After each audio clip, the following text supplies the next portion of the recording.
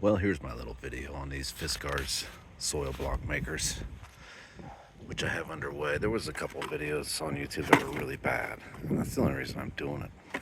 But it'll work for you. A couple criticisms and whatnot. The instructions are lame. But what you want to do is, or what I'm doing is, I've got a bag of Jiffy organic seed starting mix, and then I've got these pots of plant soil from last year.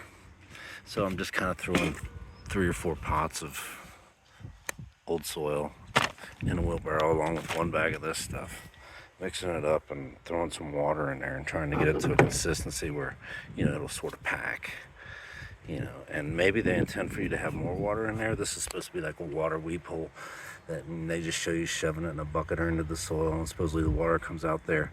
That's not really happening for me, but I recommend a putty knife or a trowel or whatever. I've just been laying this down in the soil here. I've only got one hand because I'm filming, but rotating this with one hand and packing this in there with the other hand.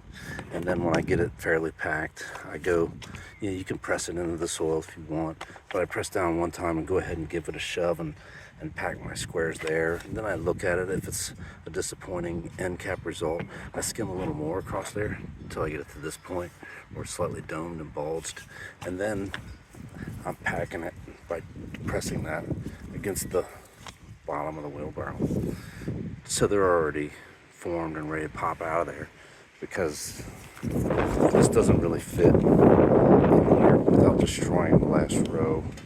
You think they would size it to work with standard tray, so it helps if they can just eject out of there and already be formed. Plus, you probably don't really want to be packing down on this cheap plastic. And the other criticism is they kind of come out in a certain pattern, and you can't really tell from above what that pattern is, but I'm actually just kind of shoving it against the side of the previous ones to get it in there, and then I'm not really pushing down. I'm just going to eject this top handle here and push them out, and then rearrange them as best as I can. I imagine probably after I plant seeds in these, I'll probably go back with the seed starting mix or some light mulch from last year and just go ahead and fill this. They say to bottom water, and that's probably because they'll self-destruct if you top water them. And so I'll probably fill these voids, just sprinkling stuff in there after the seeds are planted. At least there's sort of condensed cubicles everywhere there's a plant, and I'll chop and get them out of there. That's pretty much it. So, the Chinese instructions are lame. I don't know. What is this? 1, 2, 3. You lift it up, you put the seed in there, and it grows, right? And I don't know. Here they're showing where the water, as you're packing the soil in there, the water weeps out this end. I'm not having a whole lot of that happening. Maybe I need more water in my mix, but it seems like a decent mix as I have it. So I would give up on that program and just pack it in there with a trowel or a putty knife as you give it a spin and pop them out and do your thing. That's pretty much it. I recommend this potting bench plan.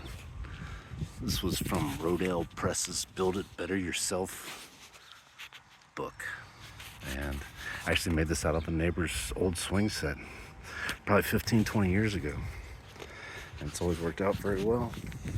So that'll be our daily bonus. But it really came together nicely with this. This is just like 1x3 material with this batten design that you just kind of nail up these side members into these individual units. And ta-da. Pretty cool deal. Some of those old Rodale Press books are pretty cool. Rock on, people.